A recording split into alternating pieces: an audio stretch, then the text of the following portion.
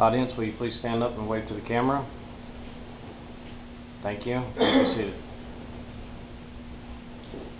For the last 3 years, I've had an up-close and personal look at the effects of losing a loved one due to poor decision-making from a drunk driver.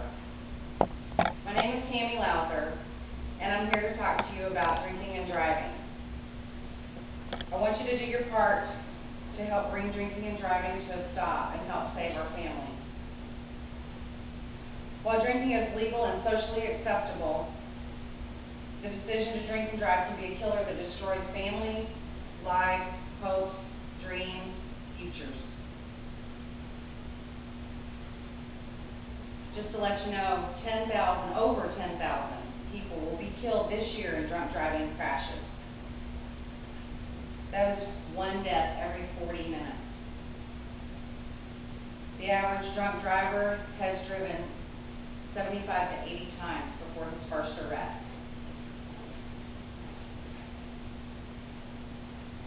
And 1 out of 3 people will be in a drunk driving or an alcohol-related accident. Texas has stiff consequences for drunk driving, one of the stiffest out of the 50 states. There's enormous fines that reach up into the thousands and thousands of dollars. If you're caught drunk driving, you can pretty much guarantee that your license will be suspended, even on the first offense.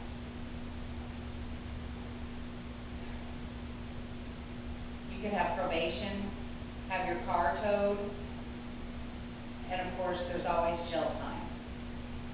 The consequences of drunk driving in Texas do not just consist of a $200 fine and a night in jail until you sober up anymore. Some judges will even order you to stand on a corner with a sign that says, "I killed a person while driving drunk."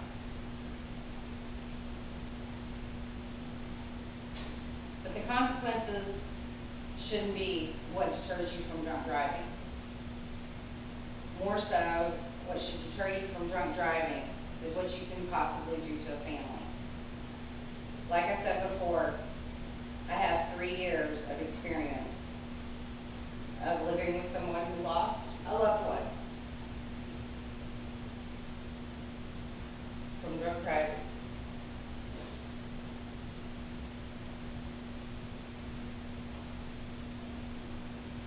There's the days that go by that there's not a day that that person doesn't come into our mind, but then there's the really hard days, the birthdays, the holidays, the anniversary date of the day she died.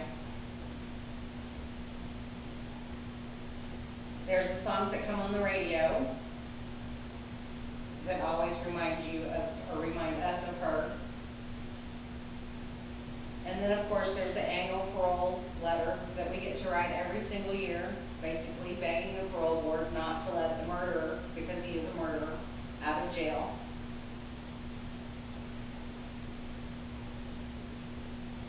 But worst of all, there's the memories that'll never be.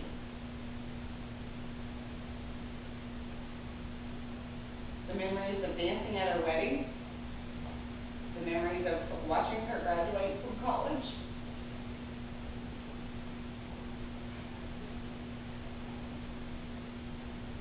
the memories of her having her first child,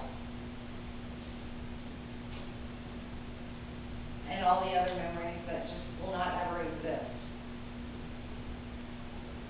Luckily, there are some organizations that do education on drunk driving. There's Mothers Against Drunk Driving, or as lots of us know them as MAD. And they have victim services that do help families that have lost someone to drunk driving accidents. They also work extremely hard to change some of the laws in Texas. One of the laws that they're trying to change right now is random checkpoints. They have not been able to get that passed as of yet, but they're working on it. Another great organization is Christus Caring Angels. Christus Caring Angels was founded by the Rodriguez family that lost their 21-year-old daughter, Krista Rodriguez, to a driver that was driving drunk.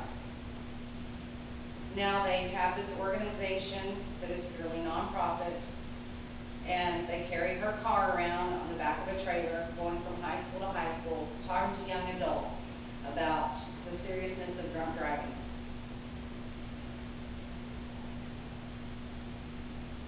There's several ways to avoid drunk driving, and I'm hoping that after this today, that you guys will all consider the different ways to avoid it. Designate a driver, or drink at a location that's close enough to walk if you have to drink, or just avoid alcoholic beverages. Call a cab. Or if you have a friend that's been drinking and they're wanting to drive, pay for a cab for them. Believe me, $40 is worth somebody's son or daughter's life.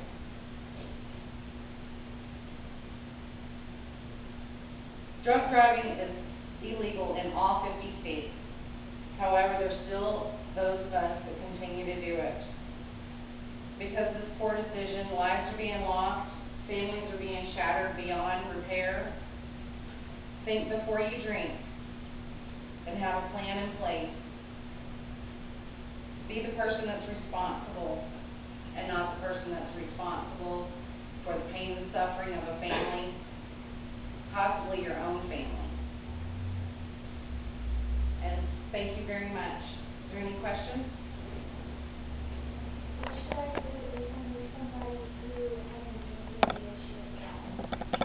If you're with somebody and they have been drinking and they shouldn't drive, don't ever get in the car with them. Don't ever, ever, ever get in the car with them.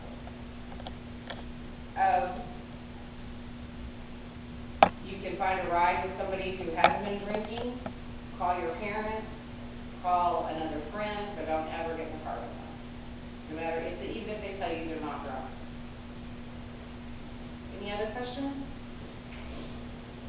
What should I specifically do to keep drunk driving away from my circle? In your circle of friends, be a leader, don't be a follower. Make sure you're the cool kid that doesn't drink and drive. There's been lots of kids that, captain of the basketball team or football team or whatever, and they were the cool kids, but then they drank and drove, and now they're in prison. They're not so cool now. What's the one thing I can tell my children to prevent them from driving drunk or getting in a car? The one thing that I think all parents should tell their children is, without question, if you've been drinking, don't drive home. Call your parents. They'll come get you no matter what time, no questions asked. Just don't get in the car and drink. Is there any other questions? I just want to thank you guys for coming today, and remember, just to think before you drink and drive.